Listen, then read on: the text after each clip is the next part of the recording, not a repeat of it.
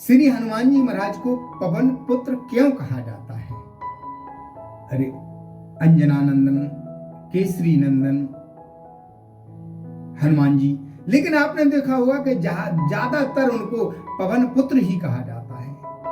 और हनुमान जी को पवन पुत्र क्यों कहा जाता है? क्योंकि पवन में 3 गुण हैं और हनुमान जी में भी 3 गुण हैं।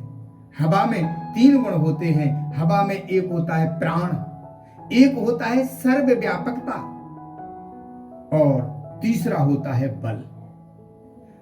बल, प्राण और सर्वव्यापकता, पवन में 3 गुण हैं और हनुमान जी महाराज में भी 3 गुण हैं। हनुमान जी में बल, अतुलित बलधाम, बल के वो भंडार हैं।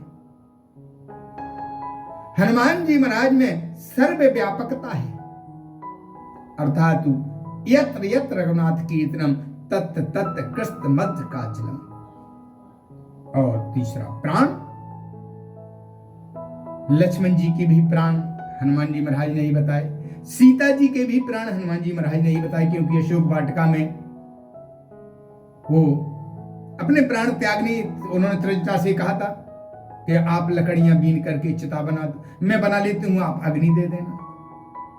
भरत जी के प्राण बचाए, क्योंकि नंदीग्राम में भरत जी भी, उन्होंने कहा रहो एक दिन अवध अधारा,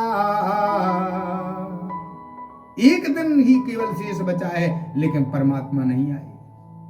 और अगर अवध बीत गई और अवधि बीतने पर अगर परमात्मा लौटकर वापस नहीं आए तो मैं अपने बीते अवध रहम जो प्राणा और अधम कवन जगमोह क्षमा। इस प्रकार राम जी के विरह रूपी समुद्र में श्री भरत जी डूबे हुए हैं। उसी समय श्री हनुमान जी महाराज नाव बनकर पहुंच गए कि राम विरह सागर महू कि भरतो मगन मन हो, विप्ररूप धरो पवन सत आय गयो जनपुर।